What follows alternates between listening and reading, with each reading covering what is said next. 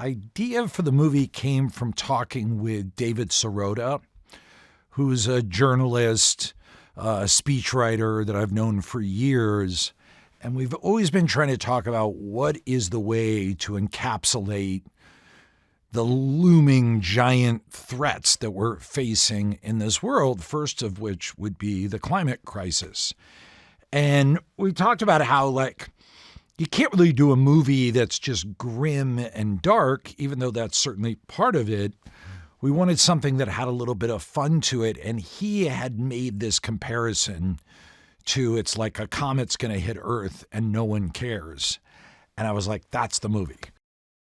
We wanted the movie to be laugh out loud funny. We didn't want it to just be clever or wryly funny, where the audience kind of has a half smile. We wanted people to actually laugh because I feel like after these last 2 years, 5 years, 10 years, 20 years, we need to laugh. So that was a big part of it. And that's how the movie Office Space was really an inspiration. And I would say Idiocracy is another one. Both those Mike Judge films for me are really kind of North Stars. He's playing Dr. Randall Mindy, who's kind of a low-level professor. He has tenure, but he's definitely not a star. He's not the kind of guy you're going to see, on Nova or hanging out with Neil deGrasse Tyson. And so he's sort of thrust into this big, important role, but he's very nervous. He has to take a quarter of a Xanax. He looks kind of schlubby and loves his family and his kids. So he was this very sweet, kind of vulnerable character that I've seen Leo play a lot of different characters, but I don't think I've ever seen him play this character. So that was extra exciting. She just has this beautiful, wonderful, hilarious anger.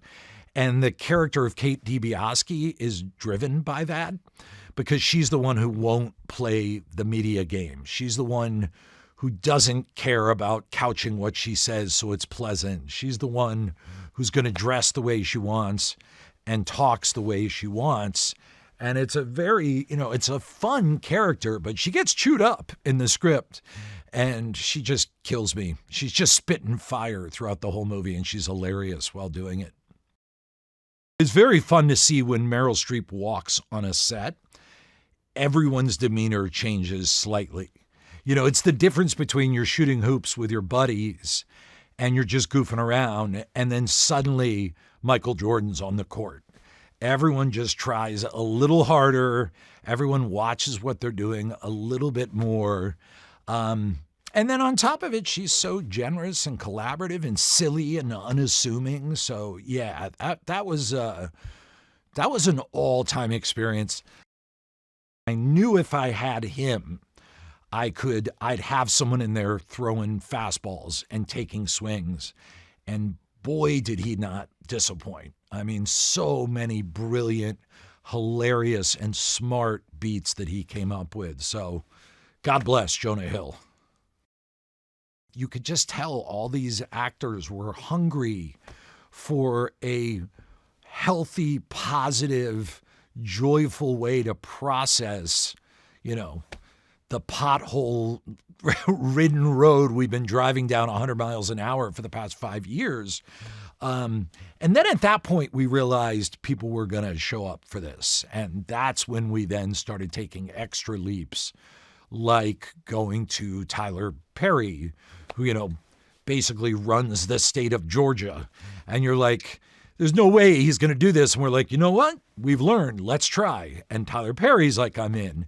And then Kevin Messick, our producer, is like, do we try Ariana Grande for Riley Bina? And I'm like, that's insane, but let's try it. And then we were just off to the races. And then we had a small little role in the movie. It was like, do we try Chris Evans? And at this point, we had lost our minds. And then he was like, yes, I'll do it. So, Kid Cudi, yes, I'll do it. And it just kept rolling and rolling. Tyler's a guy who's done comedy, he's done drama, he gets the world of entertainment, and he was perfect for it.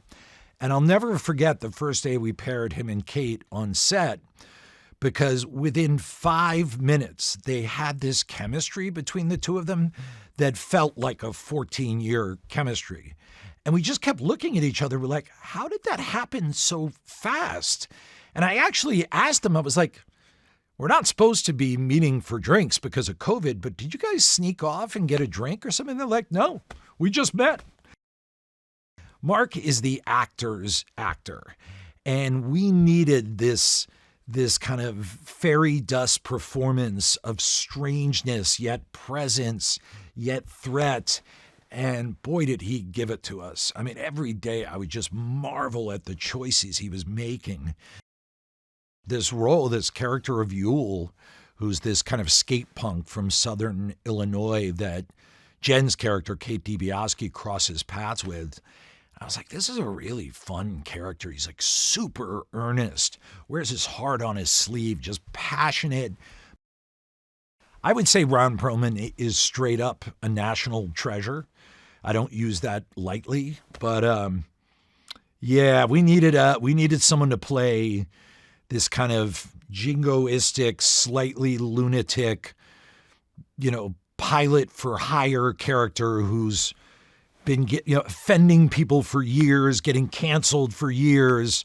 But of course, this president loves him. And I mean, there's just no other choice but Ron Perlman.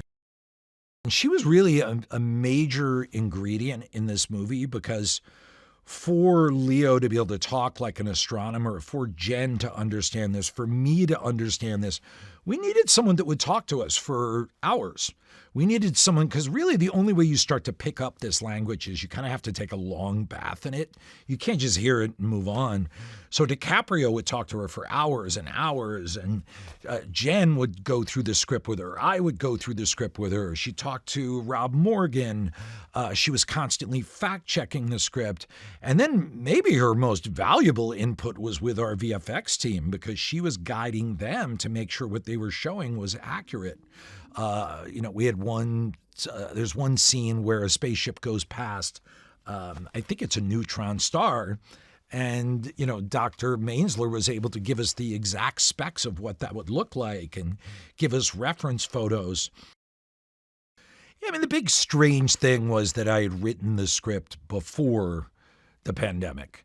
So I had no idea any of that was coming. I'd written this comedy. We were scouting it, and boom, the pandemic hit. So that was probably one of the strangest 5-6 months of my life, seeing beat after beat in the movie come true. One small joke I had in the script, I can't even remember if it stayed in the movie, was that the spending package they put together for the Comet, part of it is they have to give a 1%, a tax cut for the 1%, the wealthiest 1%. And then I turn on the news one day and the COVID spending package has tax cuts for the wealthiest top 1%. I'm like, wow, I didn't even know they would be that shameful enough to do that. What the movie's really about is all the effed up, bizarre, strange, dysfunctional ways that we now talk to each other through social media, TV, career, workplace, gossip. And at root, what ended up happening was that it really allowed me to discover what the movie was really about, which is that we've, destroyed the way that we talk to each other as a species, as a community. And that's the key that needs to be fixed in order for us to fix these other problems. So the idea was that she would be an amalgam of all the just mostly really atrocious leaders that we've had over the past 50 years, going back to Nixon. And, they all share common traits. They all sort of have these crazy run-amok egos. They all view themselves as celebrities. They all chase poll numbers. They're all kind of, at root, really hacks. They all let big money run all over them and kind of dictate what they're doing. So that was the idea, is that she would be all of that.